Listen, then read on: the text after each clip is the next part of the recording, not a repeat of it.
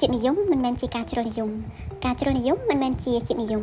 ពេលខ្ញុំបានឃើញការបញ្ចេញមតិរបស់ជនជាតិថៃនៅលើបណ្ដាញសង្គម YouTube របស់អង្គការសហប្រជាជាតិខ្ញុំមានអារម្មណ៍ថាពួកគេព្រួតគ្នាមកពីបំបាក់កម្ពុជា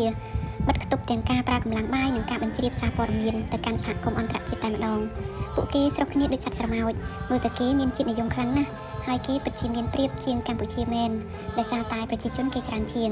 ដូច្នេះខ្ញុំក៏នឹកឃើញពីស្មារតីជាតិនិយមខ្ញុំគិតថាការមានស្មារតីជាតិនិយមគឺជាអ្វីដែលសំខាន់ណាស់ដើម្បីជួយឲ្យប្រទេសមួយអាចរីកចម្រើនទៅបានហើយវាមិនមែនជាអ្វីដែលអាក្រក់នោះទេ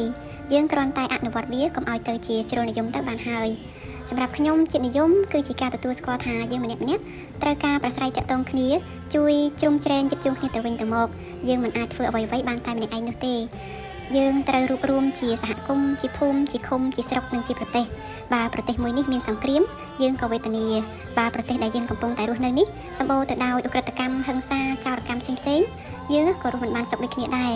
ដូច្នេះយើងត្រូវមានស្មារតីចេះរួបរวมសហការគ្នាដើម្បីរីកចម្រើនទាំងអស់គ្នាមួយវិញទៀតជាតិនិយមក៏ជាការចេះដឹងគុណចំពោះទឹកដីដែលយើងបានកើតនិងការដឹងគុណចំពោះបុព្វបុរសដែលបានបន្សល់ទុកឲ្យយើងនៅវប្បធម៌ទំនៀមទម្លាប់ប្រពៃណីបើមិនមានពួកគាត់ជាអ្នកបង្កើតអ្វីៗទាំងនេះទេនោះយើងមិនអាចរស់រានបានជាមនុស្សនោះទេប្រហែលជាយើងអាចនឹងមានជីវិតស្រដៀងនឹងសត្វរីឯការជ្រុលនិយមវិញវាគឺជាការដែលយើងទៅមានចិត្តជាតិនិយមហួសហេតុពេករហូតដល់ទៅស្អប់ចិត្តសាសផ្សេងគិតថាចិត្តសាសផ្សេងអន់ជាងខ្លួនមើលងាយនិងមានចិត្តកំណាញ់ស្វិតរើសអើងចំពោះចិត្តសាសគេដោយក្នុងករណីខ្មែរថៃថ្មីនេះយើងមិនអាចទៅស្អប់ចិត្តសាសថៃទាំងអស់បានឡើយព្រោះមានជនជាតិថៃដែលមានចិត្តល្អច្រើនណាស់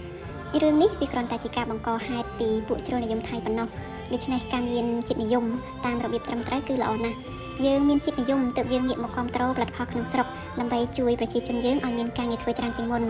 សម្រាប់អ្នកដែលគាត់រហូតឈានទៅដល់ពហិការមិនប្រើប្រាស់ផលិតផលរបស់សាសនាមួយនោះគឺជាជំរើសរបស់គាត់ព្រោះគាត់កំពុងតែបង្ហាញពីស្មារតីជាតិនិយមប៉ុន្តែសម្រាប់អ្នកដែលមិនបានពហិការបង្មាត់ទេតែគាត់ក៏បានចូលរួមជួយគ្រប់គ្រងផលិតផលក្នុងស្រុកដែរនោះ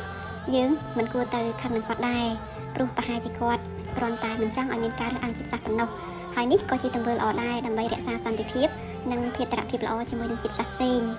តែសម្រាប់អ្នកដែលមានចិត្តជ្រុលនិយមគឺជាអ្វីដែលអាក្រក់ដែលសហគមន៍អន្តរជាតិគេមិនចូលចិត្តនិងមិនគ្រប់គ្រងនោះទេសូមយើងជិះចេញពីភាពជ្រុលនិយម